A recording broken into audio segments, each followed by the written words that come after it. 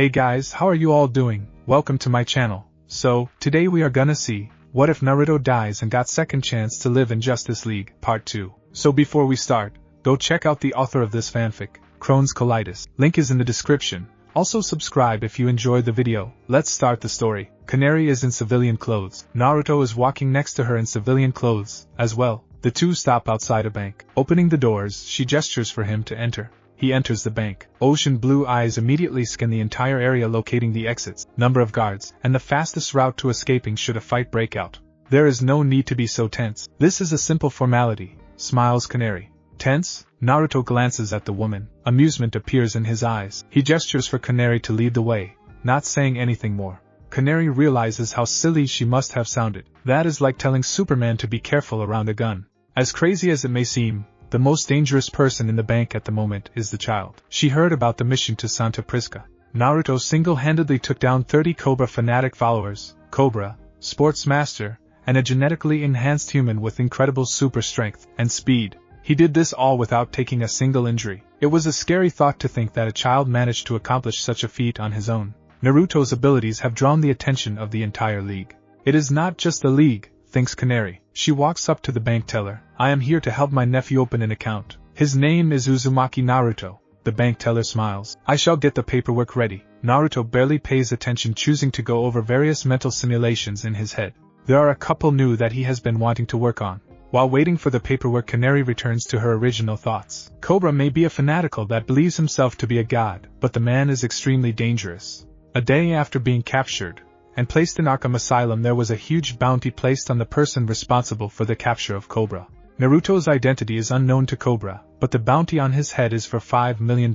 Batman is working overtime to make sure that Naruto's identity remains a secret. However, Canary knows that Naruto's identity will come out eventually. He has no codename and doesn't wear a mask. Worse yet, Naruto carries no fear at all about his identity being revealed. She already knows that he is the type of person that will walk around in broad daylight even with a bounty on his head.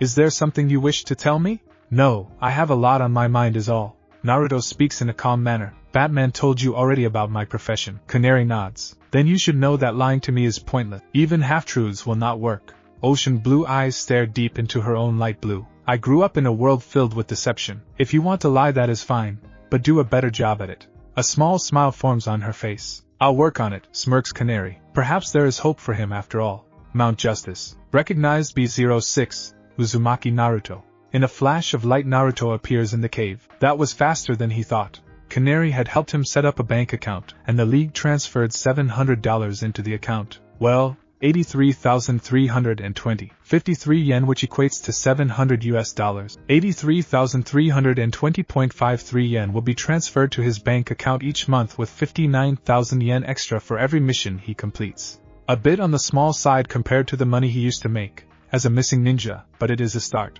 He used half the money to purchase a new set of kunai and shuriken before returning to base. There is this great blacksmith store that he found a month ago. It makes top quality weapons, real weapons, not ones for show. When he had enough money, he planned to buy a sword. He almost feels naked without a sword. A sword is a very useful weapon that he learned to use on his own, gives him extra reach, and provides him with a quick way to deal fatal blows to his enemies. Aqualad and Robin use weapons, so using a sword shouldn't be a problem. Naruto. Megan flies towards him with a smile. How are you? I am well, greets Naruto. How are you? She lands on the ground. A bit boring. Superbo went out to help with an accident on the Metropolis Bridge, so I have been pretty much alone. Megan shifts nervously. Do you want to do something? Naruto tilts his head. Sure, what did you have in mind? Megan smiles brightly. Just as she is about to voice her idea, the Zeta tube flares to life. Recognize B02 Aqualad.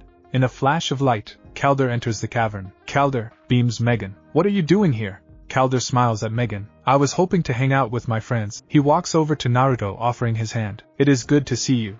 Naruto stares at the offered hand before extending his own. Recognize B03, Kid Flash. Hey Megalicious, did you miss me? Kid enters the room dressed in his usual hero gear. In a burst of speed, he speeds over to Megan, placing an elbow on her shoulder. Want to spend some alone time together? Megan gives a friendly smile. It is nice to see you too. Naruto admires the girl for enduring Wally's lame attempts at flirting. She is even nicer than he thought. Recognize B01, Robin. Yo, waves Robin. I am ready for a mission. Tell me about it. Kid starts to munch on a chocolate bar. I am getting bored with all this nothing. I am sure we will get a mission soon, reassures Megan. Recognize B04, Superba. Superba enters the room. How did everything go? Megan's question is never answered. The clone brushes past the entire team. A new voice speaks out, stopping Superboy from leaving the room. Time for training. The entire team turns around to see two adults walking towards them. Martian Manhunter and Black Canary walk towards the team. Naruto's eyes lock onto Canary's right shoulder. It is bandaged up. That was not there 2 hours ago when he last saw her. Uncle John. Megan runs over to her uncle, giving him a hug. What are you doing here? A large smile is on her face. I was in the neighborhood, and decided to drop by to see how you were doing, smiles the Martian Manhunter. Megan smiles. I hit a few bumps, but I am learning. That is all I can ask. Superbus sends a jealous glance at Megan and Martian Manhunter. Scowling, he turns to leave. Stick around, says Canary. Training is in session. Canary walks to the middle of the room, activating the simulation. I want you to know that I consider it an honor to teach you. She goes to remove her jacket. I will throw everything at you. Everything that I learned from my own mentors, and, as well, she winces in pain, and my own bruises. What happened? Asks Megan, concerned. The job, smirks Canary. Combat is all about putting the battle on your terms. You should always be acting, and not reacting. I need a sparring partner. Oh me. Kid walks forward with a cocky smirk. Taking one last bite from his banana, he tosses it into the nearby garbage bin. Once this is over, I'll show you my moves. Canary clears her throat, drawing Kid's attention. Are you ready? Kid turns back around, gaining that flirtatious smile. She crouches into a fighting stance. Moving quickly, she throws a straight right punch. Kid easily blocks the punch, but she already predicted that he would, and ducked down into a leg sweep that swept Kid's legs out from under him. The speedster hit the ground back first. The words fail appears next to him. Hurts so good, groans Kid. Robin burst out laughing. Canary helps Kid up. Good block. But did you know what you did wrong? Robin raises his hand. He hit the teacher, and got served. Dude, he allowed me to dictate the terms of battle, starting with Canary. Please. She turns around to face Superba. With my powers, the battle is always on my terms. I am a living weapon, and this is a waste of my time, scowls Superba. Canary smirks. Prove it. Superba's eyes narrow. He steps forward, crouching into a fighting stance. Canary gets into her own stance. A silent signal goes off. Superba throws a punch only to find Canary grab his arm and toss him over her shoulders. Bad move, thinks Naruto. Superba is a powerhouse with incredible strength. Instead of throwing punches, he should be looking to turn this into a grappling match. Laughter comes from Robin. Calder nudges his friend. Robin throws up his hands over his mouth to muffle his laughter. Superba charges angrily at Canary, but is once again knocked to the ground. Good, you are angry. Channel that anger, says Canary. Growling, Superba leaps at Canary only to have his legs swept out from under him. For the third time he is on his back with the words fail next to his body. Enough. Superba stands up. I am done. Training is mandatory, states Canary. A screen pops open. Batman to the cave. The team gathers around to listen. 5 hours ago, Green Arrow called in the League to help deal with an android threat. It turned out to be disastrous. Another screen pops open to show an alien-looking android fighting various members of the Justice League,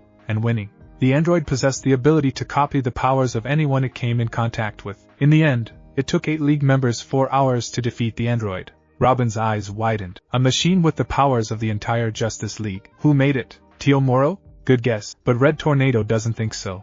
Martian Manhunter addresses the team. It bears the signature of Professor Evo. Evo, but he is dead, says Aqualad. So we thought, and hoped, replies Canary.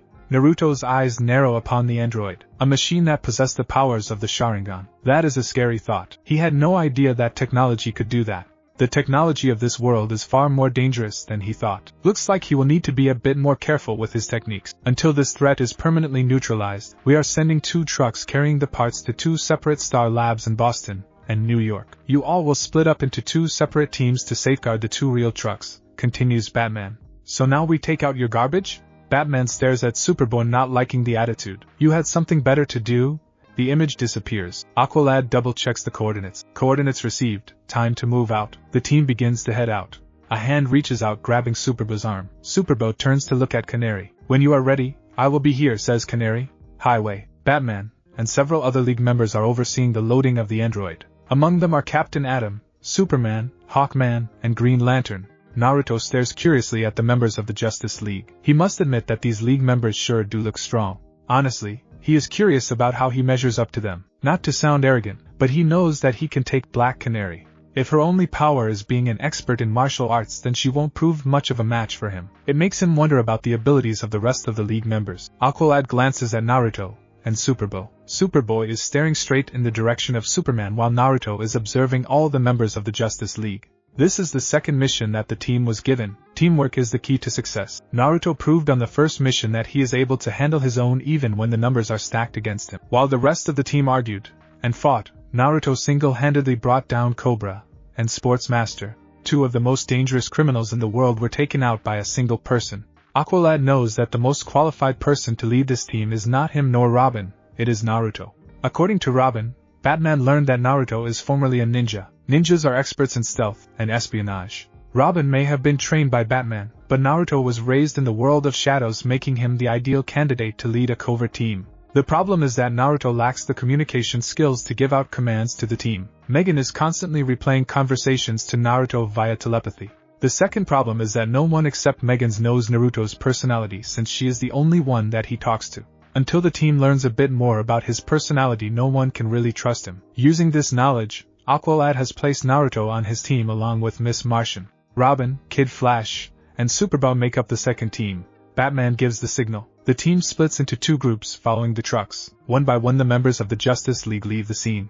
Superman is about to take off, but is stopped by Batman. I told you that we needed to talk. On the road, Team A is following the truck to Boston. Team A consists of Aqualad, Miss Martian, and Naruto. Each member of the team is riding on a brand new motorcycle. Naruto revs the engines, shooting ahead of the others. This is the type of technology that he enjoys. Do we get to keep these? Asks Naruto. Aqualad's eyes widened. I can understand you. I am using my telepathy to tap into the speech pattern of Naruto's brain. This is how I am able to communicate with him, explains Miss Martian. I see. Aqualad rides next to Naruto. These are for mission purposes, so they will be available to us during missions. I doubt Batman will let us use them for other purposes. I will have to look into buying one. A smirk appears on Aqualad's face. Perhaps his worries were unjustified. A strange sound hits Naruto's ears. He turns his head, making Miss Martian and Aqualad do the same. All three stare at green and silver monkeys that are flying through the air right towards them. Flying monkeys that are new. Aqualad opens up communication with Team B. Robin comes in. We are under attack. Kinda figured, it is the same over here. Naruto hits several buttons. The seat shifts up, and the back part of the bike comes apart. He starts to ride on the front wheel. Miss Martian abandoned her bike, choosing to fly. She uses her telekinetic powers to smash the monkeys into each other. The two monkeys explode in a shower of debris. Aqualad keeps one hand on the handles while using the other to swing his whip of water that cuts through several of the robotic monkeys. In a single leap, Naruto lands on the roof of the truck. He channels chakra to his fists to add extra strength to his punches. Each punch destroys the monkey. The monkey's eyes begin to glow green. Green laser beams are fired at the young heroes. Naruto reaches back, tossing a half-dozen shuriken that takes out several of the monkeys. Miss Martian slams a monkey into the street with her telekinetic powers. Turning, her eyes widened in surprise. Naruto is standing on the side of the truck, as if upright. He is fighting them, as if standing on solid ground. How is he doing that? Several monkeys land on the back of the truck. Using the laser, they cut through the armored truck, opening up a large hole. There are too many, yells Aqualad. Get in front of the truck, orders Naruto. Miss Martian and Aqualad look at him curiously. Naruto's hands come together, and he begins to flash through hand seals. Miss Martian move. Aqualad speeds in front of the truck. Miss Martian flies ahead. Naruto finishes the hand seals and claps his hands together. Wind style. Great wind breakthrough. Gale force winds erupt outward from Naruto's body. Miss Martian is almost caught up in the fierce winds. Aqualad watches in awe, as Naruto creates a wind strong enough to rival Red Tornado and Mr. Twister. 24 of the monkeys hit the street, causing multiple explosions. The winds keep up until all the robotic monkeys are destroyed. How did he do that? Wonders Miss Martian. It is similar to the way the magic is used, except he is using hand seals instead of incantations, answers Aqualad. I have never seen anything like it. Naruto falls to his knees, breathing heavily. That is a C rank, but with the amount of chakra he poured into it, made it into an A rank. Usually that wouldn't take a hit to his chakra reserves, or at least it didn't when he had a demon inside of him. The demon replenished his reserves at a high rate, making him able to use multiple high ranks at a time without tiring. Since losing the demon, his chakra reserves were cut in half. He no longer has the stamina to pour so much chakra into A. This is Robin to Aqualad. We lost our cargo and a teammate. Superboy is pretty much gone. Yeah, the guy went ballistic. Aqualad radios Superboy. Superboy gives us your position so we can back you up. I don't need help. Don't want it. Superboy. I think he ditched his transmitter. Great, now how do we get back the parts? Well, there's one way to track the parts. How is that? Asks Aqualad. The ninja points in the distance. There are a dozen more monkeys flying towards them. If we let them take the parts, and follow them, suggests Naruto. Miss Martian relays the plan to Robin over the radio. That actually isn't a bad plan, says Robin. We could capture whoever is after the parts, and that could lead us to who built the robot. The League would be impressed if we can capture Professor Evo. Aqualad gains a pensive expression. Not much time to decide, says Miss Martian. Let them have the parts, says Aqualad. Naruto leaps from the truck, landing on the back of Aqualad's bike. Aqualad is shocked to see Naruto stand there without any trouble at all. The three watch as the robotic monkey steals the Amazo parts. Break. Superboy slams down upon the train car. He spent the last 5 hours chasing those monkeys. There were several points where he almost lost them, but he managed to use his enhanced vision to find them again. It led him to this train car. He punches a hole in the roof, and he jumps down into the car. Laughter fills the air. Robotic monkeys are sitting on the crates. Well, what do we have here? A small man that barely comes up to 5 feet tall steps out of the darkness. He wears a sweater vest over a long-sleeve white shirt and black dress pants. You are Professor Evo? Superboy looks down upon the man. Consider me. I didn't know that the Big Blue had a brat. He doesn't. Professor Evo looks at the clone before waving dismissively. If you say so. The professor smiles as his monkeys start to hover behind him. How did you like my mobile optimal neuroquotient infiltrators? Laughter comes from the robotic monkeys before attacking Superboo. A couple punches destroy the first 2 monkeys before he grabs the third and fourth. He smashes the 2 monkeys together. If Evo's magnificent monkeys don't float you, maybe my amazing Amazo will better suit you. Superboo has no time to react when a punch slams into his face, sending him flying into the crates behind him. Or better slay you. Superboo looks up to see a 6.5 foot tall android. It is the same android that was in the footage of fighting against the Justice League. Accessing Superman, says Amazon. Narrowing his eyes, Superboo lunges at Amazon. Amazo catches the punch and slams the knee into Superboo's gut. An uppercut launches Superboo through the roof and high into the air. The clone is sent flying over half a mile before crashing through the roof of a school building. He crashes straight through several floors, landing in a large basketball gym. Superboo goes to stand, but a force from above smashes him back into the floor, creating a small crater. The clone is lifted up before a punch sends him flying. Blood sprays from Superboo's mouth. A whip of water heads at Amazo's back. Accessing Martian Manhunter. Amazo becomes intangible. The whip of water passes through Amazon harmlessly. Amazo turns around to face its new opponents. Accessing Captain Atom. Aqualad dives out of the way to avoid nuclear energy. Superboo goes to attack Amazon, but the android turns around, firing a second blast of energy that strikes the clone in the chest. Pain fills the clone. The android never gets a chance to finish Superboo. Amazon is picked up into the air by an invisible hand and tossed into the bleachers. Now that was interesting. Professor Evo is carried into the gym by his robotic monkeys. He takes a seat on the bleachers. His eyes land upon the green-skinned girl hovering the air. I didn't know there was another Martian. Guess the Big Blue wasn't the only one hiding a kid, smirks Evo.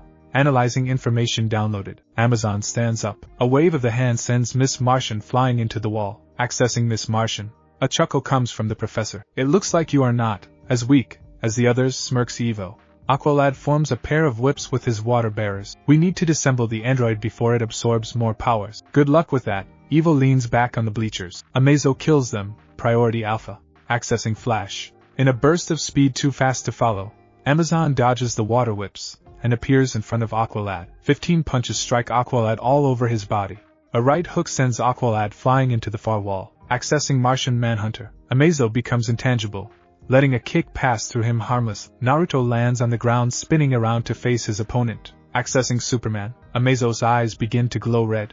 The ninja takes off running with a pair of heat beams on his trail. Amazon pauses to analyze Naruto. Analyzing, unable to upload.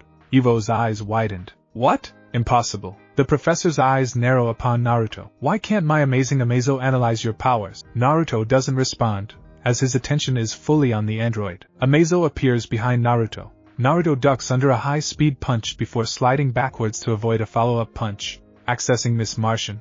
A telekinetic blast sends Naruto flying. Miss Martian uses her powers to catch Naruto. Are you? No time to focus on me. Miss Martian has no time to react when Amazon is flying in the air next to her. Accessing Superman. Amazon slams a fist into Miss Martian's gut. Her eyes rolled up into her head. She falls towards the ground face first. Miss Martian, yells Superboo. His eyes fill with rage. Superboo leaps into the air. Amazon spins around catching the fist and twirls Superboo around before tossing him straight down into the floor. accessing Captain Atom. A stream of nuclear energy plows into Superba. Superba screams in pain. His shirt is burned away, and the skin on his chest begins to melt. Leave him alone! Amazo becomes intangible to avoid a mace made of water. Accessing Martian Manhunter. Amazo turns to face Aqualad. Accessing Superman. Flying straight at Aqualad, Amazo pounds Aqualad into the ground. An explosion fills the gym. Evo clicks his tongue. Oh well, looks like the show is over. The dust clears to reveal Amazon standing in a crater with Aqualad knocked out cold. Amazo turns his head to look up in the bleachers across from Professor Evo. Naruto is standing on the bleachers with a hard expression. Oh right, the one that managed to avoid my amazing Amazo's analysis. Amazon, capture him Priority Alpha. I want to dissect him to find out why you were unable to copy his abilities, smirks Evo. Accessing Flash. In a burst of speed, Amazo appears behind Naruto. Amazo wraps his arms around Naruto. Accessing Superman. Naruto grits his teeth. As Amazo begins to squeeze him, the bones in his body start to crack under the intense pressure. Professor Evo smirks in glee. A grin starts to form on Naruto's face. Bunshin Daibakaha. Professor Evo's eyes widen as Naruto suddenly explodes. The bleachers crumble under the explosion. Out of the smoke emerges Amazon with severe damage to its chest. Sparks begin to fly from the android, making it move a bit sluggish. Amazon uses its X-ray vision to locate Naruto hiding in the shadows. Naruto leaves the shadows, barely able to avoid a high-speed punch. Shit. Creating that shadow clone severely damaged my reserves. I only have enough chakra for 2 more, thinks Naruto. Amazon moves at speeds that rival Superman. Naruto dodges the first punch, but a second and third collide, sending him flying. Never in his life was he hit so hard. It takes all his willpower to stay conscious. It is only the fact that the android was ordered to capture him that the punches didn't kill him. Twisting around in midair, he begins to flash through hand seals. Accessing Flash. Doton, Doria Taiga. Naruto slams a hand upon the ground. The gym floor under Amazo turns into a river of mud. Accessing Martian Manhunter. Naruto grins, having got the one that he wanted. Amazo becomes intangible, floating out of the river of mud. Accessing Captain Atom, channeling chakra to his legs, Naruto increases his speed 3-fold, running at level speeds, and leaps into the air to deliver a kick. Amazon hardens with Naruto's foot in its chest. An explosion fills the air. Flipping out of the smoke, Naruto lands on the ground and falls to his knees. Burns, and blood covers his right leg. Amazo falls to the ground in multiple pieces. Shit, I am out of chakra. Naruto falls forward as the world of darkness consumes him. Mount Justice. Ocean blue eyes snap awake. Naruto stares at an unfamiliar ceiling. Sitting up, he winces in pain. He looks down to see his chest heavily bandaged. Memories of the battle with the android come back to him. That android almost killed them all. It had the amazing ability to copy the powers of any metahuman that it laid eyes upon. Fortunately, Amazon was unable to analyze his powers or copy them. That is because his powers come from the ability to manipulate and control chakra. Chakra is the mixture of physical and spiritual energy that only a living organism possesses. An android is a machine, and a machine can never have access to chakra. Though given the advanced technology that this world possesses, it wouldn't surprise him if a machine could replicate his chakra abilities. Naruto wouldn't have had such a hard time fighting the android if he could have used his Sharingan. The problem is that the Sharingan wouldn't have worked against Amazon. Like Amazo couldn't copy his abilities, the Sharingan can't read the attacks of a machine. Sharingan pierces the inner eye of an opponent to read emotions. The problem is that Amazon is not a living being, therefore the Sharingan would pierce the inner eye and find nothing. There is no brain activity to read. In the end it didn't matter, as he found a way to defeat Amazo before succumbing to chakra exhaustion. He really needs to focus on building his chakra reserves back up. Losing Kurama hit him worse than he thought. On the plus side, his chakra control is much better, so he is able to use high level back-to-back in almost the same manner. The doors to the rooms slide open. He turns his head to see Canary enter the room. A smile is on the woman's face. Good to see you awake. Canary takes a seat next to him. You have been out for the past 2 days. We are not sure what happened. Chakra exhaustion. Canary remains silent. Naruto knows that she is waiting for a more in-depth explanation. Chakra is the mixture of spiritual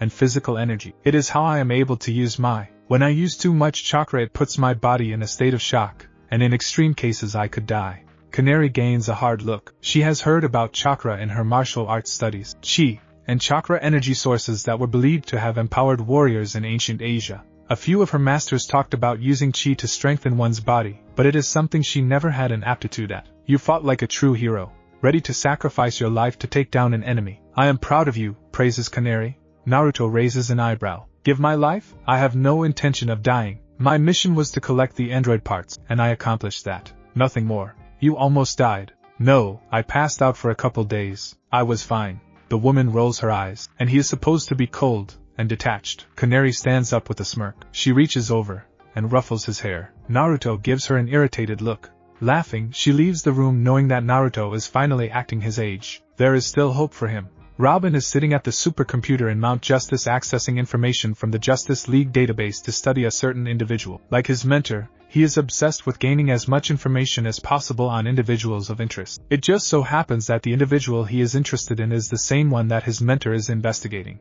He is so engrossed with going over the mission details that he never hears a person coming up behind him. Is there a reason you are looking up information on Naruto? Robin hides his surprise well. He turns his head to see Calder come up beside him. Calder keeps his emotions schooled. I want to learn more about him. How is it that someone so strong was able to stay hidden? A video is pulled up of Naruto fighting Amazon. Justice League hacked the cameras at Gotham University to steal the video footage. I mean, he was able to take down an opponent that had the powers of multiple League members. An opponent that nearly killed you, Miss Martian and Superba. Aren't you the least bit curious about him? Calder places a hand on Robin's shoulder. I would be lying if I said I wasn't curious, but Naruto is a friend and teammate. When he is ready, he will let us in. Come on, Calder. I know he saved your life. All of our lives, correct, Calder? Multiple times. Robin frowns. Sometimes you need to ignore all that paranoia and have faith. Robin stares at the screen.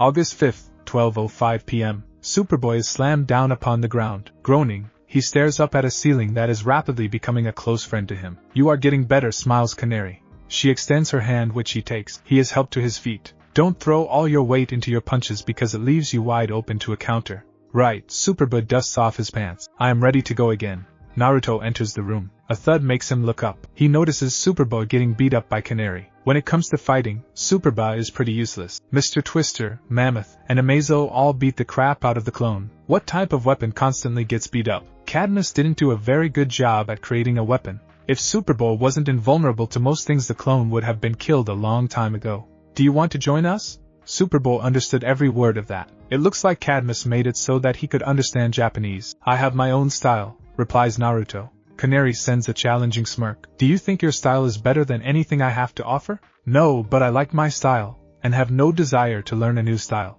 How about a spar? A shrug comes from the ninja. Canary spreads her legs, getting into her stance. Naruto stands calmly, not getting into a stance. Superboy takes a step back. The clone is looking forward to this. A fist sails towards Naruto's face. He leans back to avoid it. She twists around, going for a leg sweep that he leaps over.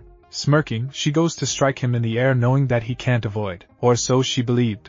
Naruto twists around so that he is upside down, and plants his hand on her extended arm. A kick comes down from above, striking Canary between the shoulder and neck. Pain fills the woman, dropping her to her knees. He flips backwards, landing on his feet. He was able to put that much power into a kick even from that position, whimpers Canary. So he can beat Canary, as well, thinks Superba. It isn't that surprising. Naruto is the one that defeated Amazon, an android that took on several members of the Justice League along with copying their powers. As much as Superboy hates to admit it, even silently, Naruto is the strongest member on the team, apparently even strong enough to take on a member from the Justice League. You are fast, but lack any true technique. Against an opponent of equal speed you will not have such an advantage, states Canary. I can teach you a few moves. Naruto shrugs. Alright. There is no harm in learning a few moves. Break. Take a short break. The others will be arriving soon for team training. Naruto and Superboy stand down. Canary tosses each of them a water bottle. She knows that the two boys are far from tired.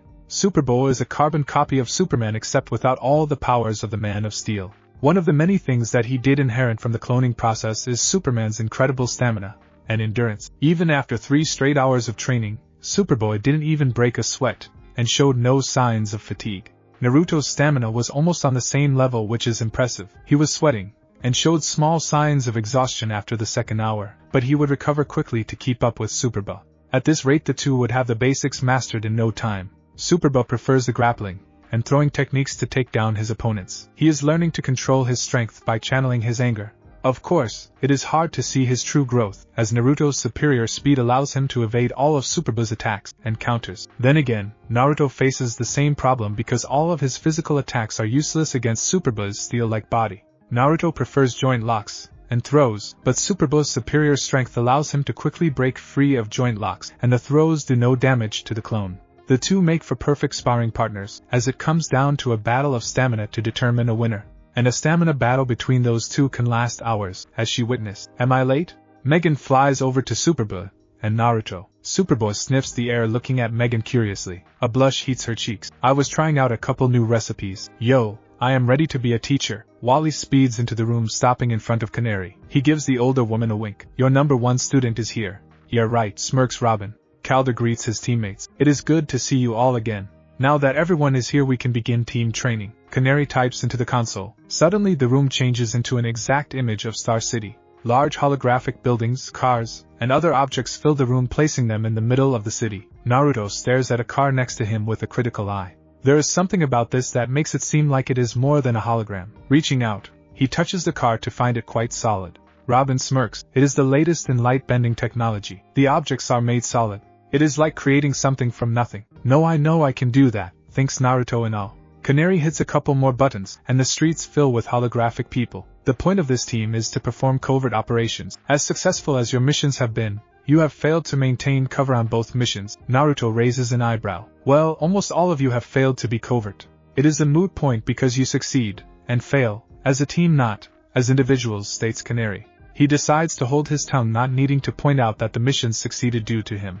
The point of this exercise will be to retrieve several items while avoiding being spotted by civilians. With each item you retrieve, the difficulty will rise. August 3rd, 7 p.m. Good work, praises Canary. The team looked a little beat up, but had managed to pass the final team training test. She checks the time to see it is late. Okay, that will be enough for today. I will come back in 2 days, and we will continue team training. A groan comes from Wally. I am taking a shower. Wally pulls out his last chocolate bar and begins to munch on it. Hey Megan, want to go out tomorrow? I have some new recipes I want to try tomorrow. You are welcome to help out, offers Megan.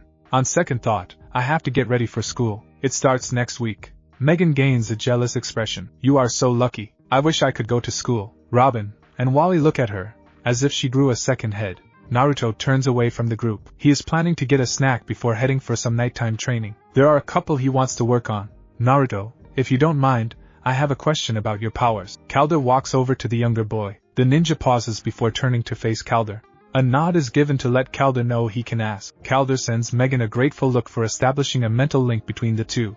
You are able to manipulate fire, wind, and earth. Are you able to manipulate any other elements? All elements, answers Naruto. Even water? Yes. Calder gains a pensive expression. I would like to test my own abilities against yours one day. My home, Atlantis, is known for its sorcery abilities using water. Though I did end my training prematurely when I became Aquaman's apprentice, I have never heard of Atlantis. It is an underwater kingdom, smiles Aqualad.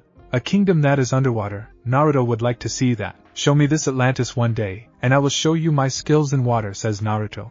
Aqualad smiles in amusement. It is a deal. Naruto throws up a wave before heading to the Zeta tubes. It is time to head home. August 7th. Megan watches as Naruto and Superboy spar with each other. At first, she was worried that the two were going to take it out of hand. There was a good reason for that. Superboy entered the kitchen to find Naruto sitting on the couch eating a bowl of rice. Naruto is watching the news as usual. Let's go to the training room. I am bored, says Superboy. Naruto calmly takes a bite from his rice. He came to the cave to train and eat lunch with Megan. She asked him to try a couple of her new recipes. The former missing ninja is not one to turn down a free meal. Okay, nods the ninja. Naruto is getting better at understanding the English language, but still has trouble speaking it. Can't we just sit down and eat? Megan's voice trails off as the two boys left the room. Using her telekinetic powers to turn the oven and stove off, she flies after the two, hoping to end the fight before it starts. Naruto and Superboy ignored her the entire way to the training room. Once the two reached the simulator, Superboy activated the basic sparring program where a point would be awarded for each takedown. An hour later the two were still fighting. Megan sighs as she continues to watch the two. Her worries disappeared after the first 10 minutes. Despite the rather brutal way the two were fighting, she can sense that there is no real anger between the two. Okay, so she may have used her telepathy to scan their surface thoughts just to be sure. A loud thud hits the ground. Superboy stares at the ceiling in anger before rising to his feet. The clone stares at the score to see it is 22-0 in Naruto's favor. He knows that it is a spar, and the two are not using the true extent of their abilities, but he hates losing, especially in a fight. Megan speaks up. Are you two getting tired? The two look at each other. No, they reply. How about we go to the beach and relax? I'll contact the others. Megan flies over to the console to send a message to Calder, Wally, and Robin. Superboy and Naruto share a glance. Reluctantly, the two stand down knowing that Megan is not going to let the matter drop. Okay, I sent them all a message. I am sure that they will come. Now we need to get on our swimsuits. Megan closes her eyes. Her clothes begin to vanish, forming into a yellow bikini top with matching shorts. How do I look? She strikes a pose with her hands on her hips. Nice. Pretty. A blush burns Megan's cheeks at Naruto's comment. Superboy raises an eyebrow at Naruto's comment. Naruto stands there not feeling any shame in telling the truth. He knows that Superboy is thinking the same thing. It is obvious to see Superboy checking her out, as much as the ninja. Ocean blue eyes discreetly run up Megan's long green legs, flat stomach, and cleavage. It makes the ninja wonder though if that is Megan's true body, or just a form she's shape-shifted into. She is 15 years old. Not many 15-year-olds have such well-defined curves, meaning that in order to be more appealing she could have fixed any small flaw, so to speak. Honestly though, he could care less. Thanks, blushes Megan. Recognized Robin, B01. Recognized Aqualad, B02. In dual beams of light, Robin and Aqualad appear. Yo, waves Robin in civilian clothes. Hello, Wally won't be able to make it, says Calder. Laughter erupts from Robin. School started for him today, chuckles Robin. He is going to be so bummed out when he finds out we went to the beach without him. Well, since we are all here, let's get going, beams Megan. Superboy folds his arms across his chest. I don't have a swimsuit. Calder smiled. I have that covered. Beach. It is such a beautiful day, smiles Megan. Robin raises his hand. Wait a moment. Let's take a second to remember our fallen comrade. He lowers his head in dramatic fashion. Megan nods in agreement. Poor Wally. Naruto does have to admit that it is a beautiful day out. Perhaps Megan had the right idea. It is a good time to relax and enjoy a short break. Even the strongest of ninja need a break from missions and training to recharge. He walks away from the group, finding a nice spot in the sand to lay down. Closing his eyes, he enjoys the moment. Megan goes to call out to Naruto, but Calder places a hand on her shoulder. Leave him. He is enjoying the beach in his own way, reassures Calder. Megan gains a look of understanding. Time to go hit the waves, cheers Robin. August 7th, 8 p.m. Naruto walks towards the meeting area with Superboy. The two have both changed into mission clothes, or in Superboy's case, his regular outfit. A feminine scent that Naruto doesn't recognize hits his nostrils. He keeps a calm expression, trying to recall the scent, but nothing comes to mind. Entering the main room, the others are all waiting. Miss Martian, Robin, and Aqualad are facing a new girl that is standing next to Green Arrow. She is a pretty girl with long blonde hair, olive tan skin, and dark gray eyes. Her long blonde hair is tied back in a ponytail. The girl's uniform is a midriff-bearing costume that highlights her build. It is colored in various shades of green, and consists of a mask extending from the hairline to the cheekbones, a sleeveless top with a stylized arrow tip on the front, fingerless gloves, pants with black knee pads, and black combat boots. She has a black utility belt and pouch strapped on her left leg that was likely filled with assorted tools. Naruto, Superboy, comes to meet the newest member of the team. It is Green Arrow's newest sidekick, Artemis, smiles Miss Martian. Superboy glances at Naruto. Ever met her? Naruto shrugs. Nope. Adding another member of the team doesn't sit well with him. There are 6 members on the team already. The larger the team, the harder it is to move in the shadows. At this rate, the team is going to have too many members on it to perform any type of covert mission. Aqualad watches the body language between Superboy and Naruto. It makes him smile knowing that Naruto and Superboy are getting along so well that the two can have a conversation non-verbally and without a mental link. Recognize B03, Kid Flash. In a flash of light, Wally enters the base. The wall man is here. Wally slips, falling face forward, dropping the beach ball. It bounces past an unamused Batman. Wally looks up to see everyone looking at him. Wallman, huh? Great name, smirks Artemis. Wally stands up and looks at Robin. Who is this? Artemis, you're a new teammate. She is my new protege, Green Arrow says, placing a hand on her shoulder. What happened to your old one? Recognized Speedy, B04. Entering into the base is the former sidekick of Green Arrow. For one, he no longer goes by the name Speedy. A handsome boy dressed in a red and black uniform walks forward. Green Arrow is surprised. It has been a month since he last saw his protege. Speedy, you look replaceable. And the name is Red Arrow, glares Red. Does she even know how to use that thing? Yes, she does, glares at Artemis. We still want you on the team. We have no quota on archers, says Aqualad. And if we did, you know who we would pick, smirks Wally. Artemis rolls her eyes. Whatever, Baywatch. I am here to stay. Aqualad decides to change the subject. You came to us for a reason. Dr. Sterling Rocket, answers Red Arrow. Robin quickly types up the name, bringing up multiple information on the woman. She is one of the leading researchers in nanotech. Went missing 2 weeks ago. Kidnapped by the League of Shadows 2 weeks ago. Wally's eyes light up. You want us to rescue her from the shadows? Score! Robin and Wally bump fists. Red Arrow reaches into his pouch, pulling out a small device. I already rescued her, but not before she was forced to create a device for them. A new image appears. It is a robotic-looking bug. It is known as the Fog. Thousands of nanobugs that can destroy everything in sight. The real power behind the nanobugs is their ability to store data. They infiltrate computer files, stealing all the data, giving the shadows information that can be used for extortion, money laundering, and blackmail. Yeah, it sounds like the shadows, says Artemis. Like you know anything about the shadows, scoffs Wally. Artemis sends him a cocky smirk. Who are you? Right now she is stored at a local high school where she is safe. Green Arrow steps forward. Then let us keep her that way. Us? What about your new protege? Glares Red Arrow. Batman places a hand on Green Arrow's shoulder. Green Arrow gets the silent message. You brought this to the team, so it is her mission now too. Fine, then I am done. Red Arrow heads towards the exit. Recognized Speedy, the computer is interrupted. Update, Red Arrow B04. Those are his last words before the Zeta beams teleport him away. You have your mission. Head out, orders Batman. Aqualad confirms the coordinates. Coordinates received. Move out team. Happy Harbor 11:59 p.m. Miss Martian links us up. We don't want the shadows intercepting our communications, orders Aqualad. Miss Martian concentrates on every single member of the team. It takes about 2 seconds to connect everyone's mind. Done. Everyone is connected. Great. On top of having to work on a prehistoric computer, now I have a teen think in my head, grumbles a very annoyed Dr. Sterling Rocket. She is a pretty woman with shoulder-length blonde hair and baby blue eyes. Dr. Rocket wears a white coat over an emerald green shirt and black capris. Kid takes a bite of his chocolate bar. Lady, do you always complain to those that are trying to protect you? Artemis is sitting on the desk next to Dr. Rocket. She glances between Kid and Dr. Rocket. Pot, kettle, have you two met?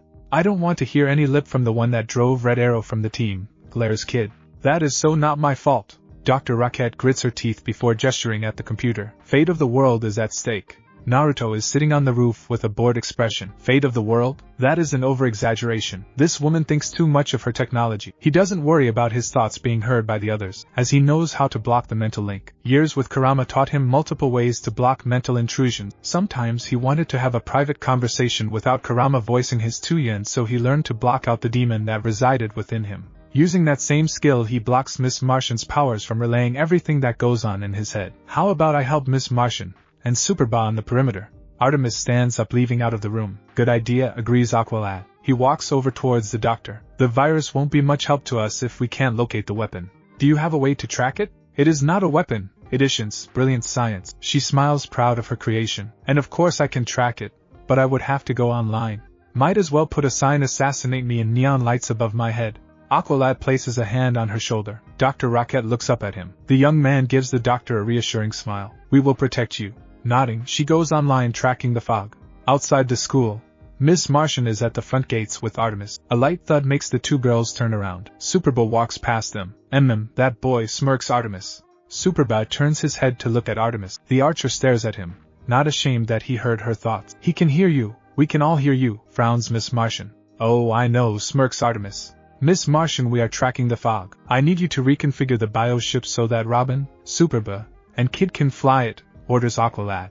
On it. The bioship breaks camouflage, landing in front of the school. Kid is first one to arrive, giving Megan a flirtatious wink. Later, Megalicious, don't miss me too much. The speedster sends a glare at Artemis before running aboard the ship. Superboy and Robin soon board the ship. Flying off, the bioship soon disappears into the night. Megan waits until the mental link with Superba vanishes before turning to face Artemis. You embarrassed Superba back there. I didn't hear him complain. Must you challenge everyone? Where I am from, that is how you survive, responds Artemis. Megan frowns at the girl. The two girls are too busy arguing with each other than Heather notices a figure leap over the fence. That figure heads straight towards the school. Break. Cheshire hides in the bushes. Happy Harbor is a place she never heard of until this night. It is such a stupid name, but that doesn't matter at the moment. She received orders to kill Dr. Sterling Rocket, who is currently tracking the fog from somewhere inside this local high school. A strange place to hide considering that the school is so large. There are over a dozen ways to sneak inside. The school was a poor choice to defend the doctor.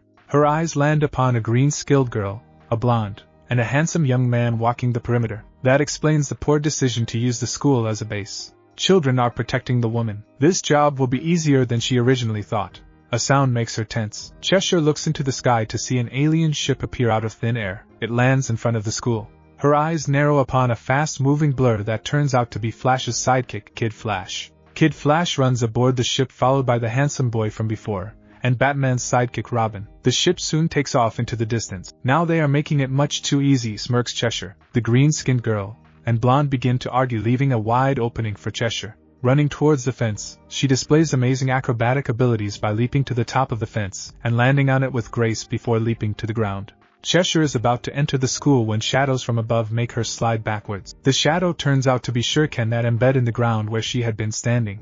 Danger fills her senses, and she spins around with arms raised. A punch slams into her arms. The power behind it sends her flying through the air. She twists around, landing on her feet, and skidding backwards several more feet. Cheshire's eyes narrow upon her opponent. A boy several years younger than her stands across from her with a blank expression. She has to admit that he is very handsome. Not as muscular as the other boy, but definitely better looking. He has a handsome face with bright ocean blue eyes and spiky golden blonde hair. The boy wore a green flak vest over a long-sleeved black shirt, fingerless iron-clad blue gloves, white pants that were wrapped up at the shins, and open-toe black ninja sandals. I am impressed you managed to see me, smirks Cheshire. I was sure you were on the other side of the roof before I made my move. English is not my first language, replies Naruto. Pity, I do enjoy a bit of banter. Cheshire launches a barrage of shuriken. In a movement almost too fast for her to follow, he draws a kunai and deflects the shuriken with ease. The shuriken serve their purpose in distracting him. She comes in on his right side with Seiya poised to plunge into his skin. He catches her left wrist before blocking the right side with his kunai. Fast, thinks Cheshire. A kick hits her in the stomach, launching her backwards. She twists around once again, landing on her feet. Strong too. Over here. Artemis comes around the corner, notching an arrow. I got her. Change of plans. Cheshire drops a pellet on the ground. Black smoke erupts as Artemis shoots her arrow. She gets away, curses Artemis. Naruto turns around, preparing to head back to his post. Our location is compromised. We should head to a new location, he reports over the mental link. Agreed, everyone. Prepare to move out. Aqualad pauses when an incoming transmission comes in from Robin. Robin to Aqualad. We are in Philadelphia, and at Star Labs. It is completely destroyed. Star Labs is cutting-edge technology, and now it is in the hands of the enemy. What is our next move? Aqualad gains a hard look. We rescan for the fog. Break. Dr. Rocket sits at the computer typing away. Her eyes drift over to the person that is standing guard. The youngest member of the team that stayed behind to protect her is the one standing guard. He is leaning against the wall, staring up at the ceiling. Out of all the members on the team, he is the one that acts as if he wants nothing to do with protecting her. Aqualad promised to protect her, but she is not so sure that the kid with her will risk his life to keep that promise. Naruto has a bored expression on his face. Bodyguard missions used to be his bread and butter back in the elemental nations. He has more experience than the rest of the team can imagine. Of course, he didn't succeed in all his missions. He tried his best, but he did lose 2 clients. In his defense, the clients were killed by level ninjas that Naruto couldn't beat at the time. Had it happened later on after he developed the Sharingan, the result might have turned out differently. No guarantee, but he is confident that with the Sharingan he is on the same level as any. He did manage to kill several members of the Akatsuki ninja that were borderline Kage level. The difference is that I had Kurama too. A ninja never overestimates his ability. The truth is that he never would have defeated those Akatsuki ninjas without Kurama. And without the demon, he lost the ability to spam high level. His chakra has been cut down from Kage to Chunin level. On the plus side, his Chunin level chakra control is at level. Even in the negative there is some positive. He has to focus on the positive in order to grow. The virus is complete. I am uploading it now, smirks Dr. Rocket. Naruto, one of the assassins, managed to escape and is heading towards your location. Naruto reaches out, catching a shuriken before tossing it back at the source. Out of the shadows emerges Cheshire. You are no fun at all. Cheshire rushes at Naruto. He draws a pair of kunai, easily parrying her Seiya. Gritting her teeth, she pulls out all her moves to break his defense. A swift movement knocks both sides away before a knee buries into her gut. She falls to her knees, coughing up blood. Good thing I didn't come alone, smirks Cheshire. A figure bursts out of the shadows behind Dr. Rocket. It never gets close to her when a kick drills into the person's stomach, sending them through the building wall. Naruto stares at the newcomer. Clearly female, though human is up for debate. She possesses short white spiky hair, putrid green eyes that are slits instead of pupils, and scale-like skin. On skin-tight green outfit that reveals her curvaceous form, along with gauntlets with metal claws that are dripping with poison. Take him down, Copperhead. I'll handle the doctor, orders Cheshire. Futon de Tapa. Naruto claps his hands together. Fierce gale force winds erupt from his body, blasting Cheshire and Copperhead out of the building. The ninja calmly walks through the hole in the wall. Dr. Rocket kneels behind a computer, watching in awe. I am going to enjoy drinking his blood, smirking Copperhead. She darts forward at surprising speeds. Naruto draws a kunai blocking her incoming slashes. He is impressed with her speed. This is the fastest opponent he has faced so far. Still, it is not fast enough. Spinning around, he kicks Copperhead away before tossing a kunai at Cheshire, who tried to sneak past him. Cheshire scowls, leaping backwards to avoid the kunai. Copperhead darts forward, moving like a snake to attack from various angles. Naruto is unable to keep up with her movements. She gets behind him and sinks her fangs into his throat. Your blood is. Copperhead's eyes widened as mud fills her mouth. Naruto turns into mud. Cheshire gasps as a hand bursts out of the ground, grabbing her ankle. She is pulled straight down into the ground up to her neck. Naruto bursts out the ground behind the buried Cheshire. He stares at Copperhead. Surrender you should, he speaks in broken English. Copperhead flicks her tongue, ready to keep on fighting. She freezes up as she picks up on several news scents heading towards them. Another time, hero. Next time we meet I will drain you dry, smirks the woman. She takes off running, disappearing into the night. Naruto looks down at the struggling Cheshire. A kick to the head knocks her out cold. Copperhead, she had skill. He almost had to use his Sharingan to keep up with her. Good thing that he created that mud clone earlier. It allowed him to make a switch before Copperhead was able to poison him with her fangs. The way she fought was unlike any he ever encountered, almost like wrestling with a snake. Next time he will be better prepared. You saved me, says Dr. Rocket. English is not my language, replies Naruto. Rocket flushes in embarrassment. This whole time she thought he was cold and uncaring, but the truth was that he didn't speak to her because he didn't speak English well.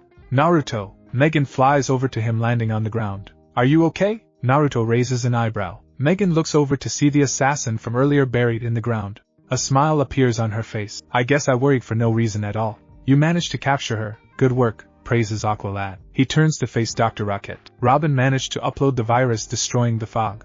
Artemis walks over to the unconscious Cheshire. She reaches down, removing the mask. Her eyes widened in horror. Jade? Naruto catches the look Artemis gives upon seeing Cheshire's true identity. He files it away for later. Could you tell him I said thank you? Asks Dr. Rocket. Megan smiles. I already did.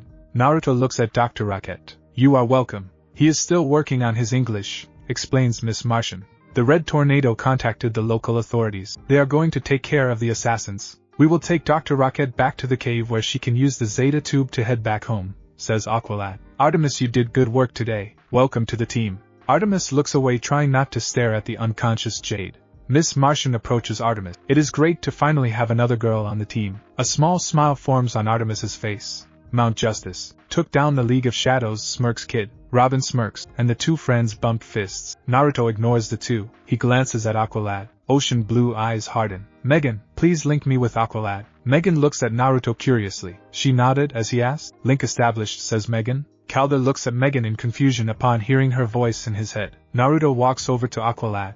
Aqualad, I did not approve of the team assignments on this mission. Superba speaks up. Are you two having a mental conversation? The clone frowns, not liking that one bit. Megan looks at Naruto in worry. The ninja gives a nod to the Martian girl. She smiles gratefully before connecting everyone's mind. As I was saying, I did not approve of the team assignments on this mission, starts Naruto. Wally speaks up with an annoyed look. Calder is the team. Silence Wally, orders Calder. Naruto has the right to voice his opinion like everyone else on the team. Please continue. Naruto gains a bit more respect for Aqualad. Superba should have stayed behind to protect Dr. Rocket, and Artemis should have been sent on the team to hunt down the fog. Superba and Artemis look at Naruto, not understanding why their placement upset him. Superba's invulnerability makes him ideal for taking blows that would kill a normal person. It makes him the ideal shield.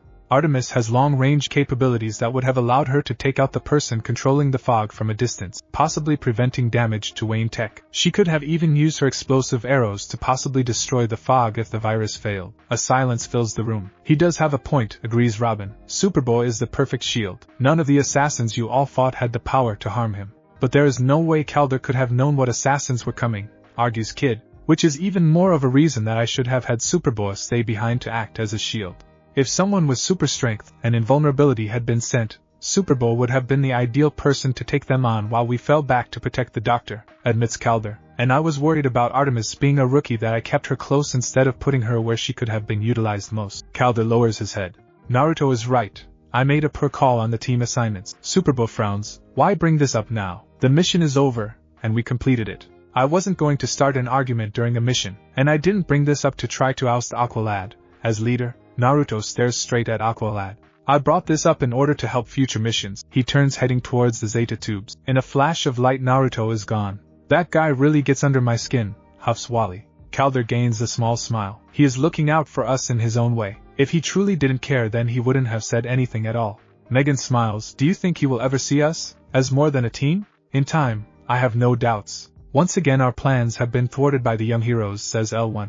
L2 speaks up, activating a video screen that depicts one of the young heroes. It seems the one responsible for the majority of thwarting our plans is this one. According to our inside source, his name is Naruto Uzumaki. He has no codename. The screen zooms in on Naruto. Another screen portrays Naruto's battle with Amazon. Such skill and abilities, he fights like an assassin, speaks L4.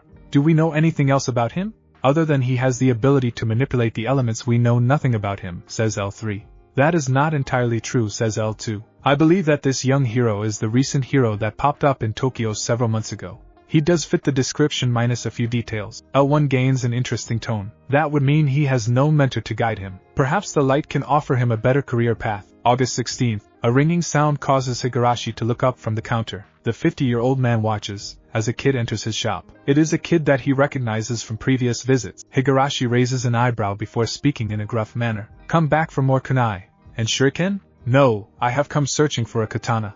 Higurashi would usually scowl and go back to reading if any other customer said that to him. Most people these days come into his store looking for something cool. Tourists come in all the time not knowing the history or value of the weapons he sells. No appreciation for the blood and sweat that he pours into making each weapon. He grew so tired of seeing his weapons fall into the hands of fools that he stopped putting out most of true weapons. Almost all of the weapons on display and for sale are imitations he created to act as decorations. The fools that buy them, especially those wannabe Yakuza brats, have no idea that the weapons they purchase are mere rip-offs. He doesn't feel the least bit guilty selling such weapons. The true crime would be allowing his masterpieces to gather dust or be used improperly. Better they stay with him than in the hands of those that can't appreciate true works of art. This child is no tourist or fool. No, this kid has an eye. First time the brat entered the store, he looked around before approaching the counter.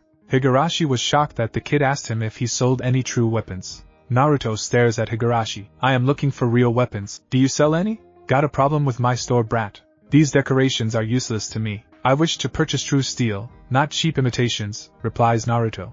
A child with a true appreciation for the art of weapon making. It almost made him cry in joy that there is hope for the future generations. Over here, Higurashi walks over to the wall at the right side of the store. Dozens of swords of various sizes are mounted on the wall. Under these swords is a sign that reads displays, not real swords. It is humorous to see people glance at the sign and walk away from the swords without even inspecting them.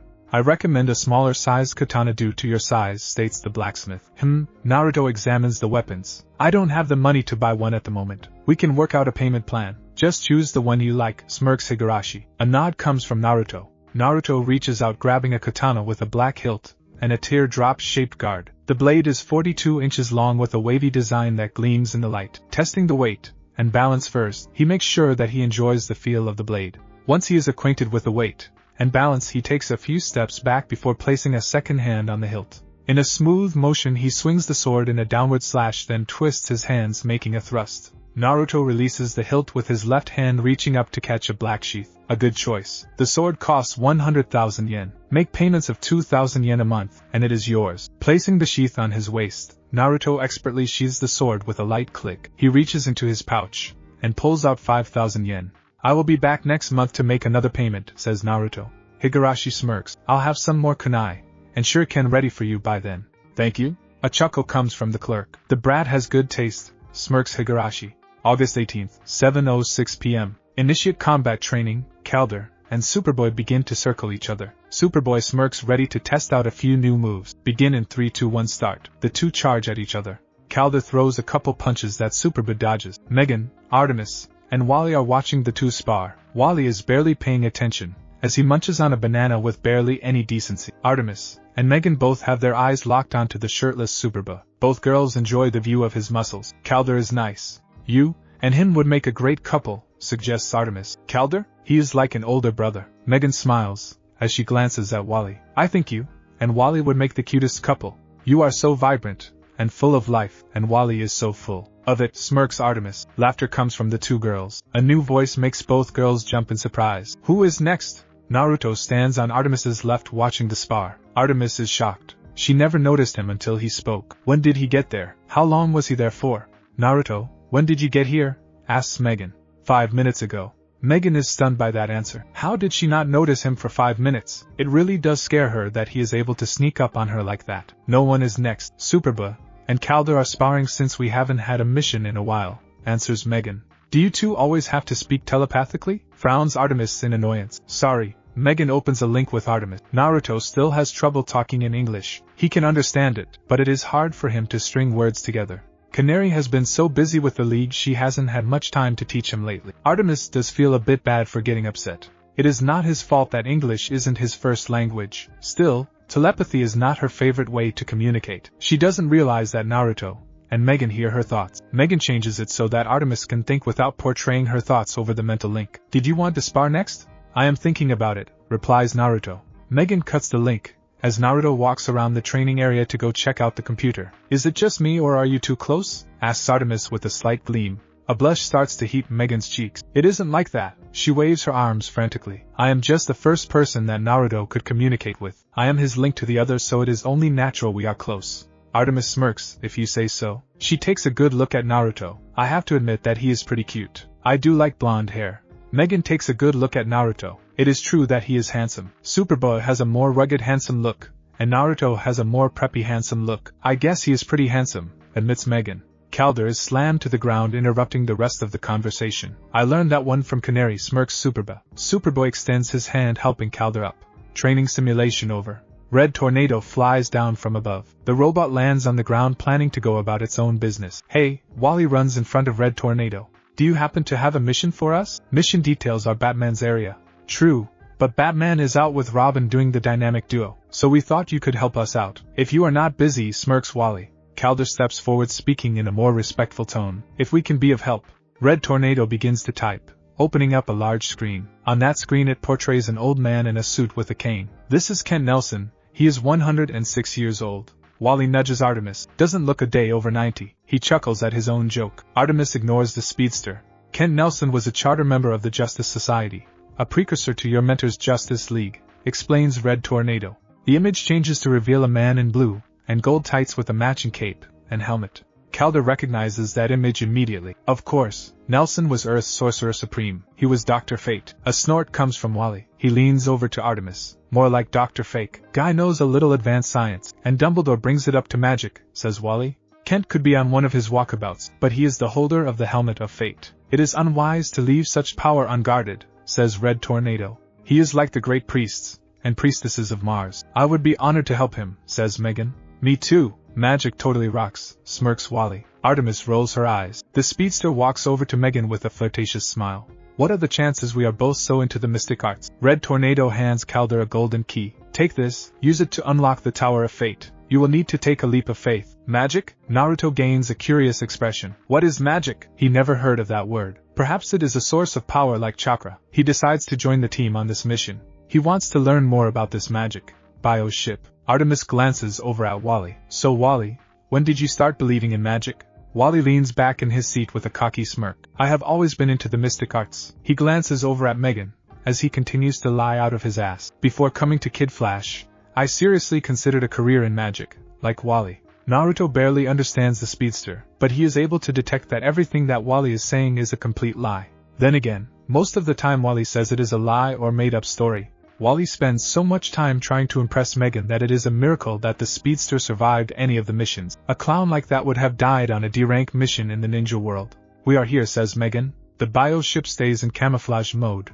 as it lands in the middle of a park. Immediately the team spreads out to find the Tower of Fate. Naruto can sense a strange power in the atmosphere. He walks around the park at a leisurely pace trying to find the source of the power. Upon reaching the center of the park he pauses. Confusion fills him. There is something here, but he can't see it at all. You will need to take a leap of faith, says Red Tornado. The ninja gains a pensive expression. Suddenly, an idea comes to him. How does one hide a tower in plain sight? Genjutsu. Chakra begins to flow to his eyes. Ocean blue eyes bleed red. The world becomes much clearer. Sharingan spins around, piercing through the air. Slowly an image forms in front of Naruto. In front of him is the Tower of Fate, or at least an outline of the tower. Whatever power is hiding the tower is very strong. Even his fully matured Sharingan can't fully pierce the illusion. Wally frowns. I don't see anything. What do you think? Highly advanced microelectric phase shifting technology? Suggests Artemis. A surprised expression appears on Wally's face. He never expected Artemis to know so much when it came to advanced science. It impresses him.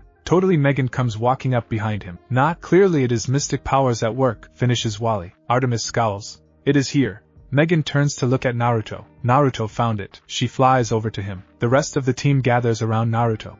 Where is it? Asks Wally. It is hidden under a strong illusion, says Naruto to Megan. Naruto says that it is under an illusion. Wally scoffs. Come on. The guy is clearly not right in the head. Calder steps forward offering Naruto the key. Can you see the door? Naruto takes the key and turns around. The ninja thrusts the key forward into an invisible hole. A turn to the right, and an unlocking sound fills the air. Suddenly, the Tower of Fate materializes in front of the team. Behind the team, the air shimmers to reveal a tied-up Ken Nelson with two other individuals. The boy holding the cat looks at the man with the wand. Hey Abracadabra, aren't you using adaptive microelectric phase shifting technology? Abra grumbles. Yes. The team enters into the Tower of Fate. Upon entering the tower, the door behind them vanishes. Hey, where did the door go? Frowns Superba. A holographic image of Ken Nelson appears in front of the team. You have entered with a key, but the tower doesn't recognize you. Please state your reason for visiting, says Nelson. Wally steps forward desperately trying to impress Megan. We are true believers who come here to seek out Dr. Fate. Nelson smirks before his image vanishes. Suddenly, the ground underneath the team breaks away, making them all fall down a huge hole. At the bottom of the drop is a pool of magma waiting to melt them alive. Megan grabs onto Wally. Artemis draws a crossbow, firing it at the cavern wall. The arrow embeds into the wall, and she swings around catching Calder. Superba plummets straight downward before reaching out, digging his fingers into the wall. He slides down until his feet dip into the magma, burning away his shoes in a second. Ah, screams Superba. Superba pulls and looks down at his feet. Those were my favorite boots. This Nelson guy better be worth it. Where is Naruto? Exclaims Aqua Lad. The team looks around trying to find him. Naruto? Yells Megan telepathically. The team winces at the volume. A calm voice replies, making everyone relax. I am here. The team looks around trying to find the ninja, but are unable to locate him. Above you. All of them look up to see Naruto standing on the side of the cavern, as if it were solid ground. Naruto calmly walks down the wall with a bored expression. Okay, seriously, how are you doing that? Asks Artemis. It is the question on everyone's mind. Naruto leaps off the wall, falling down past Megan and Wally before sticking back to the wall. He reaches out, grabbing the Martian girl. With ease he pulls her to his body while tossing Wally over towards Artemis. Kunai sailed through the air, pinning Wally to the cavern wall next to Artemis and Aqualad. Dude! Shouts Wally, gulping. She couldn't hold you much longer. Extreme heat seems to weaken Megan, says Naruto. Climb on my back. The heat doesn't affect me. Megan gives a grateful nod before hovering up into the air and gently lowering down onto his back. Sweat pours down her face. You are changing the subject. How are you walking on the wall? Demands Artemis. Calder interrupts. We can save that question for later. Megan and I are susceptible to extreme heat. If we don't find a way out, we won't be able to last much longer. Hello, Megan. Megan pants. We never truly answered the question. Naruto looks at her curiously. She starts speaking aloud. We have come here on a mission from Red Tornado to find Ken Nelson and the Helmet of Fate. A platform forms over the magma. Superbo lands on the platform, followed by Naruto. He crouches down, allowing Megan to climb off his back. Artemis and Calder are the last two to land. Calder touches the platform. This platform should be hot, but it is cool to the touch. Wally walks over towards Megan. Great thinking, Megalicious. Enough. Artemis places a hand on Wally's chest and slams him up against the cavern wall. This impresses Megan at all costs and needs to stop. What I do is none of your business. It is when you almost get us all fried, lying about being a true believer. Megan frowns. Wally, you don't believe? The speedster pushes off against the wall. Fine, I don't believe it. But magic is the true lie. It is all a bunch of smoke and glass. Everything can be explained through science, states Wally. Wally, I studied for 2 years at the Conservatory for Sorcery in Atlantis. Magic is what powers my water bearers, says Calder. Ever heard of bioelectricity? In some primitive cultures, fire used to be considered magic. Wally waves his hands. All that can be explained through science. Artemis scowls. You are pretty close-minded for a guy who can break the sound barrier in his sneakers. That is science. I recreated Flash's laboratory experiment. And Viola, here I am, retorts Wally. Let us test that theory. Calder goes to open the panel. Wait, the backdraft from the lava will roast us alive, shouts Wally. The panel is lifted up, and instead of a backdraft of heat, a cold breeze followed by snow hits the team. It is snow, smiles Megan. Do you ever get tired of being wrong? Smirks Artemis. One by one the team leaps through the hole, landing in a brand new place that is covered in snow. There are mountains of snow, as far as the eye can see. Artemis cocky smirk at Wally. Wally scowls before explaining the situation. Ever heard of string theory? This is a pocket dimension. Artemis rolls her eyes. Naruto watches, as the hole between the two places closes up, leaving them trapped in this new world. He has never encountered anything like this magic. This is not an illusion. Somehow all of them were taken from one area, and instantly taken to a new location. It reminds him of those space-time stories that Kurama told him about, or a summoning. He wanted to learn about this magic, and possibly recreate the abilities of magic through. What is that? Megan points ahead. Up ahead is a black cane with a golden handle. Oh, maybe it is Nelson's wand, says Wally sarcastically. Artemis walks forward, and reaches out to grab the cane. Wally speeds forward. The two grab the cane at the same time. I got it, says Artemis/Wally. I can't let go. The cane lifts the two into the air. In a burst of magic the two vanish along with the cane, grabbing an object that has its own power source. Idiots, thinks Naruto. Superba doesn't know it, but he has the same thoughts as Naruto. Megan shakes her head. Do you think Wally will believe in magic after that? Wally uses science to understand things that are out of his control. To admit that magic exists would be to let go of that control. Give him time. I am sure he will come around eventually, explains Calder. I see, says Megan. Naruto points ahead. On top of one of the snow banks is a doorway. The team heads towards the doorway. A gasp escapes the team, as the doorway drops them into a new area. Calder and Superboy slam face first into the ground. Naruto twists around, landing with grace. Megan hovers down, touching lightly on her feet. The team is now in a giant labyrinth that has stairs that lead upside, sideways, and downward. These friends of yours? Says an older voice. Naruto turns to see Ken Nelson a short distance away with Artemis and Wally. Get them!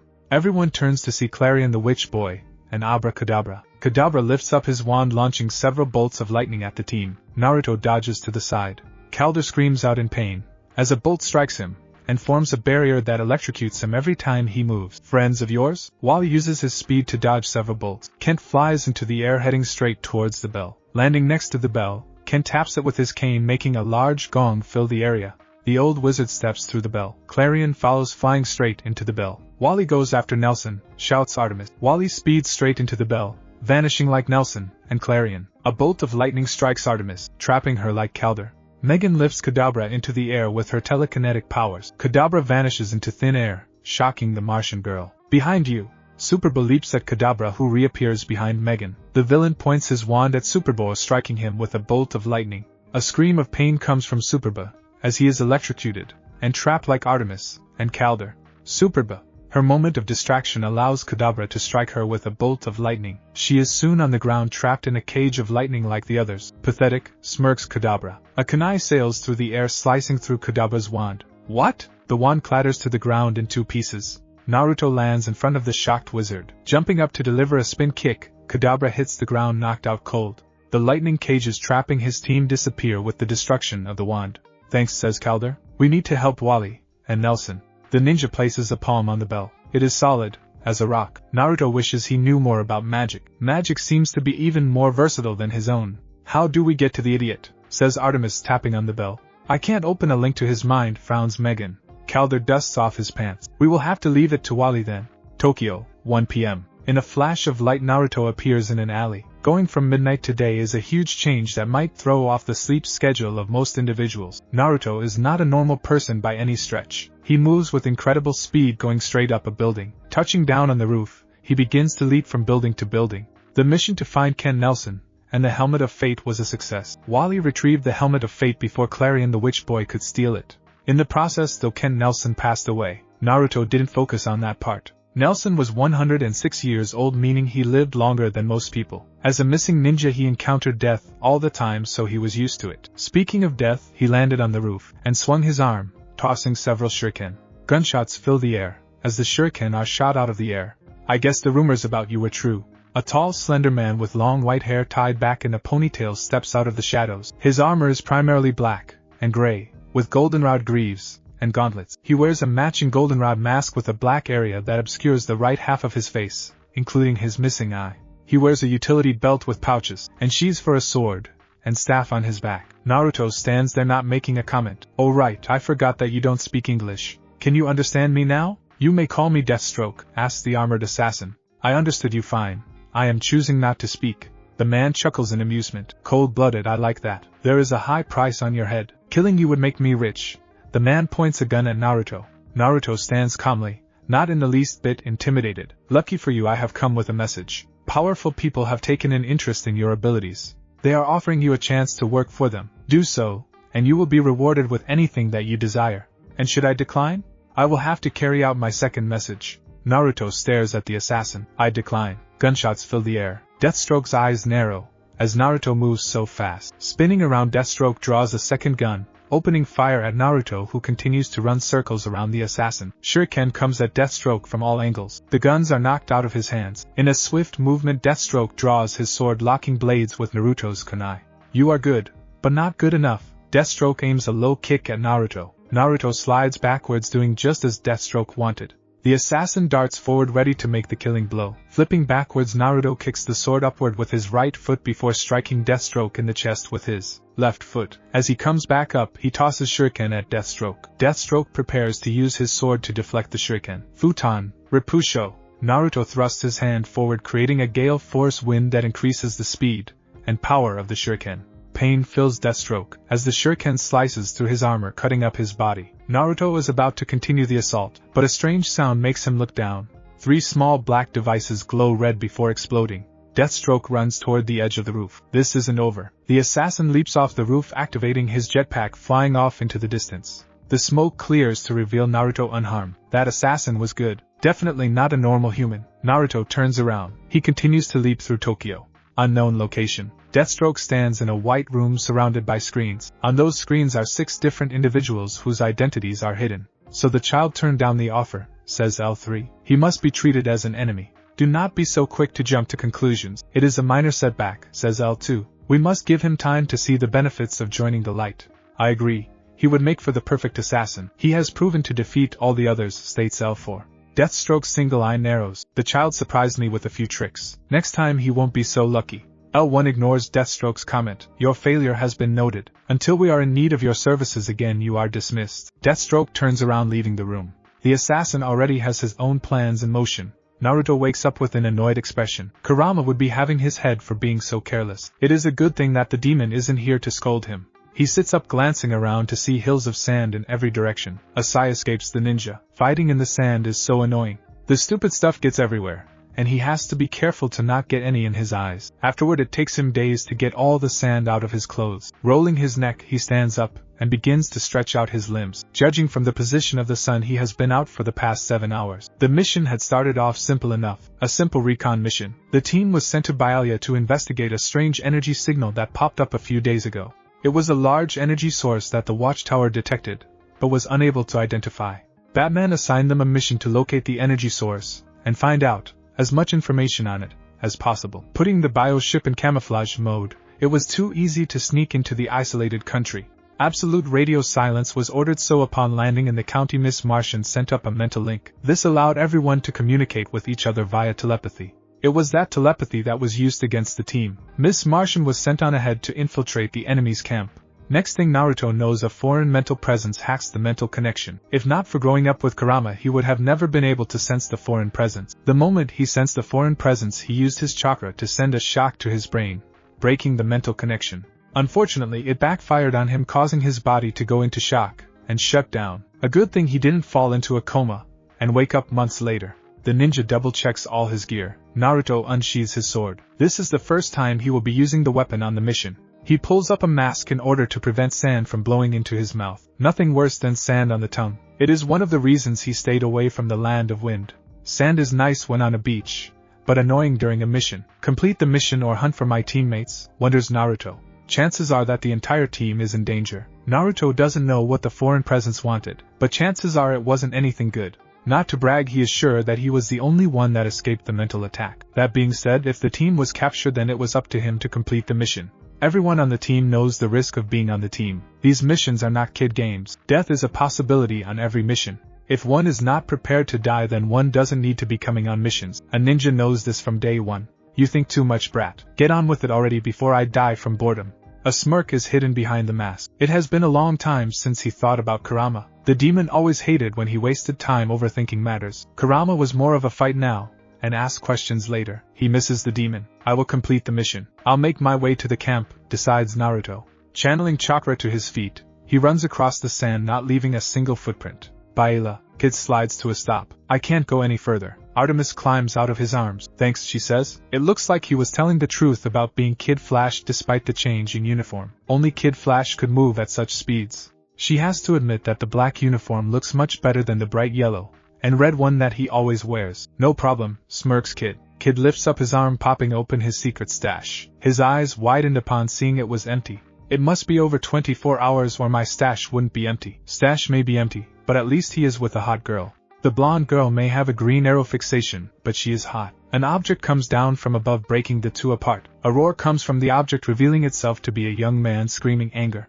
Kid is grabbed by the arm and spun around a few times before tossed into the side of the hill. Feral Superba spins around, charging at Artemis. Artemis shoots 3 explosive arrows in a row that do nothing to slow down Superba. She dives out of the way to avoid being grabbed. What the heck is he? Shouts Artemis. Superba is about to continue the assault when a tank shell strikes him. Roaring in pain, he turns to face the 2 incoming tanks. He leaps at the new threats. Artemis and Kid watch as their unknown attacker starts to rip apart the tanks. Whose side is he on? Kid picks up Artemis. I don't want to stick around to find out. In a burst of speed, he runs in the opposite direction. Baila, I chose the wrong trail to follow. Naruto cleans the blood from his katana before sheathing it. All around him are unconscious or badly injured Baila soldiers. 3 jeeps are burning, releasing black smoke high into the air. He begins to tie up the soldiers as he thinks about his next move. The original campsite was abandoned, but he was able to pick up various scents. The problem was that those scents led in several different directions, so he picked a scent and tracked it. It led him to a small battalion of Byalia soldiers. He took them out with little difficulty, using a fire to take out the jeeps and heavy artillery before taking on the soldiers. The soldiers are fortunate that heroes don't kill, or all of them would be dead. Not killing is a concept he doesn't understand, but as long as he works for the Justice League, he will abide by their strange traditions. There would be far less villains in the world if the Justice League permanently silenced their enemies. A familiar scent hits Naruto's nostrils. Tying up the last soldier, he begins to track the scent. It takes him 5 minutes to find the source. Lying on the ground behind a large rock is Aqualad. Naruto places a hand on Aqualad's neck. Aqualad is barely alive. Another scent hits his nostrils, followed by a dozen others. Superba, sniffs Naruto. Soldiers, at least a dozen of them are with Superboy. He picks up Aqualad and heads in the direction of Superboy. Sounds of fighting soon fill the air. Naruto crouches down watching as Superboy is captured by the Byalia soldiers. The soldiers are using strong steel cables to bind Superboy's arms, but the clone is fighting back. A large wave of negative emotions hits Naruto's senses. He turns his head to look as a man wearing a hood steps forward. The man lowers his hood to reveal nasty pale white skin. His brain is visible through a clear dome over it, with some strips of skin over the dome. 3 red lines are seen on each cheek. Naruto watches as the man gives a simple command, and Superboy stops struggling. Superboy falls face first unconscious. A mental attack. He must have been the one to attack us, thinks Naruto. As much as he desires to complete the mission, he can't let a comrade die. Aqualad is a good leader that treats him fairly. Naruto needs to find the others so they will know how to help Aqualad. In a cloud of smoke, Naruto and Aqualad vanish. Nighttime. Robin ducks under a dune of sand. The GPS marker he planted led him straight to this location. He spots a large machine. That explains why I placed a GPS marker here, thinks Robin. Looking around, he notices that the place is deserted. He leaps down, landing next to the machine. The moment he touches down on the sand, several soldiers burst out of the sand, weapons poised at him. The Queen wants him alive!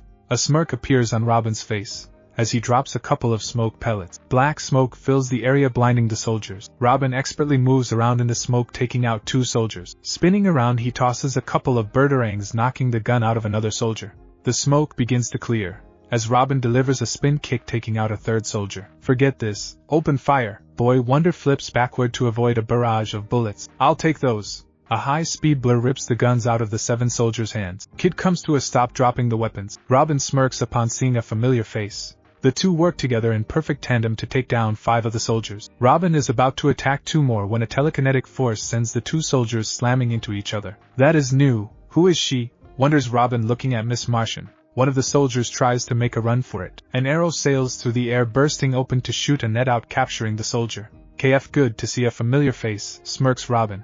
Hey Rob, smirks Kid. The 2 slap hands. Memory loss? 6 months. Let's hogtie these guys and compare notes, says Robin.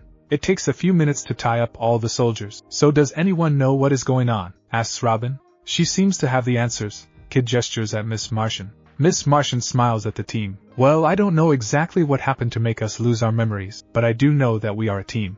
I remember Batman telling me to keep radio silent. He must be our leader, smirks Robin. How do you know it is not my mentor? Kid taps his chest. The moment he touches his uniform it changes to his usual yellow and red. While the other members of the team begin to tap their chests, but nothing happens. Kid keeps tapping his chest. Will you stop touching yourself? Glares Artemis. Kid ignores her outburst. How do we get our memories back? I can connect our minds together, and use our memories to piece together everything. The world around them begins to change. It takes them into Miss Martian's mindscape where the team is surrounded by various images. I will have to go into each person's mind. Robin smirks. To get information from each perspective, right? Just do it. Artemis gains a nervous look. You are going to look through all our memories? No, just the ones pertaining to the mission, and the last 6 months. Kid comes up beside Artemis taking her hand. Artemis glances at him, and he gives her a reassuring smile. Fine, but only the last 6 months, and only what you need, says the archer. Miss Martian nods. The team begins to remember Batman giving them a mission to Bahia. It continues on showing them landing in Baila, Superba placing the marker.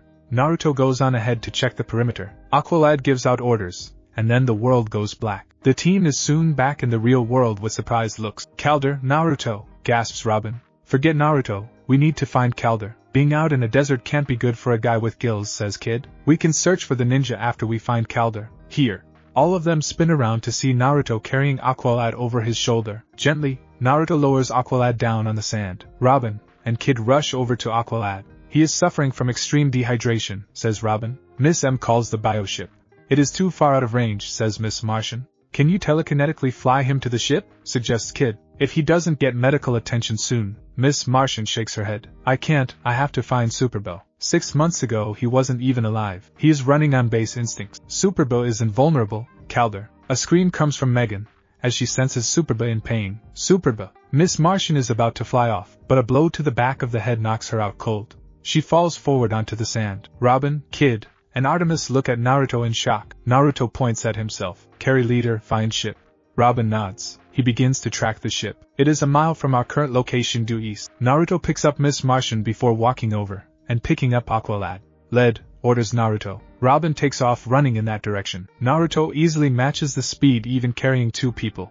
That guy really creeps me out, says Kid. Artemis scowls chasing after the 2. Kid shrugs following the team. Bioship. Robin stares down at Calder. He is lying on a bed hooked up to IN-4. Calder's vital signs are beginning to stabilize. Relaxing, he heads to the cockpit where Naruto, Kid, and Artemis are waiting. Calder will be fine, says Robin. Great, so now what? Artemis folds her arms across her chest. Do we complete the mission, rescue Superboy, or call in the League?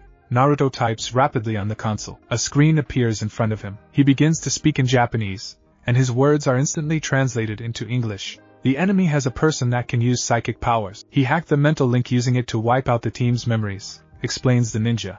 Why do you still have your memories? Asks Robin.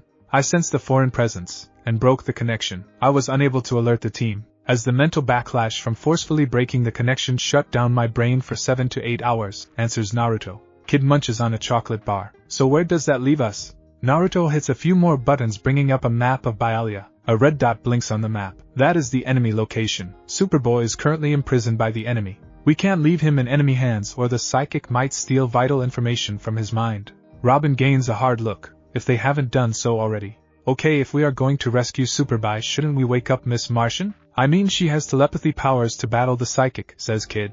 She was willing to let Aqualad die in order to save Superboy. Her emotions make her a liability. I do not believe she will help in the mission, states Naruto. Artemis glances at the unconscious Miss Martian. A part of her wants to stand up for the alien girl, but the rational part agrees with Naruto.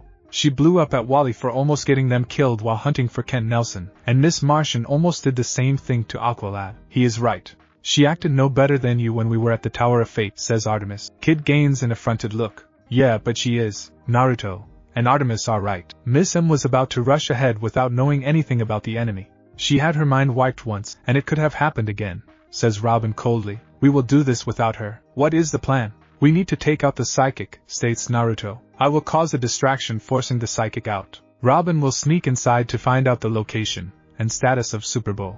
Kid, once I am engaged with the psychic you will be responsible for disarming and taking out the soldiers with your speed. Artemis narrows her eyes. What do I do?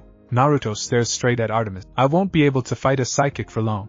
If this psychic is powerful enough to wipe out 6 months of memories, chances are he will be able to break through any mental defense I am able to create. While the kid is keeping the soldiers off me, you will act as a long-range specialist. I believe I can prove a big enough threat to hold the psychic's full attention. I want you to use an explosive arrow to disable the psychic. That's insane. If you are caught in the blast, that will take you out too, exclaims Artemis. Artemis, none of us can fight a psychic attack. At least not in our current condition, says Robin. You need to take the shot.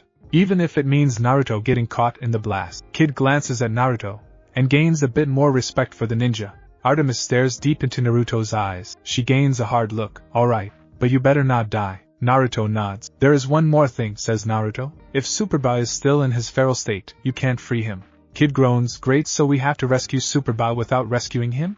Robin frowns. If we do free him, that will just give us another enemy to fight. You heard Miss M. Superba is running off animal instincts. So how do we subdue an invulnerable tank without being crushed? The team looks at Naruto. Naruto has an idea, but knows that the team isn't going to like it. Enemy camp. Superba screams in pain. The scientists up the charge, electrocuting the clone. Simon stands off to the side watching in amusement. He expected so much more from the clone of Superman. Guess the copies are never as good as the original. The light will reward him greatly for capturing the Superboy weapon. Explosions from outside interrupt the villain's thoughts. Simon frowns. Using his telepathy, he scans the minds of the soldiers outside the tent to see fireballs raining down from the sky.